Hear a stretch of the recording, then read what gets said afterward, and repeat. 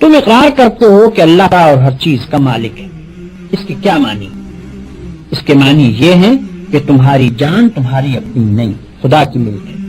تمہارے ہاتھ اپنے نہیں، تمہاری آنکھیں اور تمہارے کان اور تمہارے جسم کا کوئی عضو تمہارا اپنا نہیں. یہ زمینیں جن کو تم جوتتے ہو، یہ جانور جن سے تم خدمت لیتے ہو، یہ مال اسباب جن سے تم فائدہ اٹھاتے ہو، ان میں سے بھی کوئی چیز تمہاری نہیں. ہر چیز خدا کی ملک ہے اور خدا کی طرف سے عطیے کے طور پر تمہیں ملی. اس بات کا اقرار کرنے کے بعد تمہیں یہ کہنے کا کیا حق ہے کہ جان میری ہے، جسم میرا ہے، مال میرا ہے اور فلاں چیز میری ہے؟ دوسرے کو مالک کہنا اور پھر اس کی چیز کو اپنی قرار دینا بالکل ایک لغو بات ہے. اگر در حقیقت یہ بات سچے دل سے مانتے ہو کہ ان سب چیزوں کا مالک خدا ہی ہے تو اس سے دو باتیں خود بخود تم پر لازم ہو جاتی ہیں. ایک یہ کہ جب مالک خدا ہے اور اس نے اپنی ملکیت امانت کے طور پر تمہارے حوالے کی ہے تو جس طرح مالک کہتا ہے اسی طرح ان چیزوں سے کام لینا چاہیے.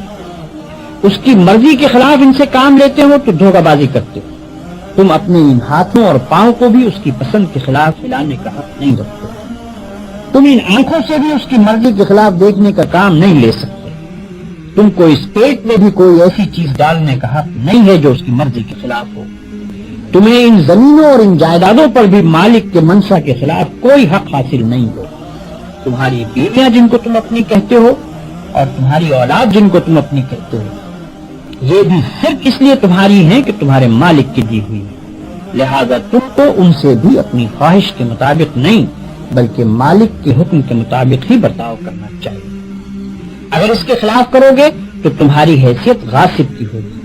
جس طرح دوسرے کی زمین پر قبضہ کرنے والے کو تم کہتے ہو کہ وہ بے ایمان ہے، اسی طرح اگر خدا کی دی ہوئی چیزوں کو تم اپنا سمجھ کر اپنی مرضی کے مطابق استعمال کرو گے یا خدا کے سوا کسی اور کی مرضی کے مطابق ان سے کام لو گے تو وہی بے ایمانی کا الزام تم پر بھی آئے گا.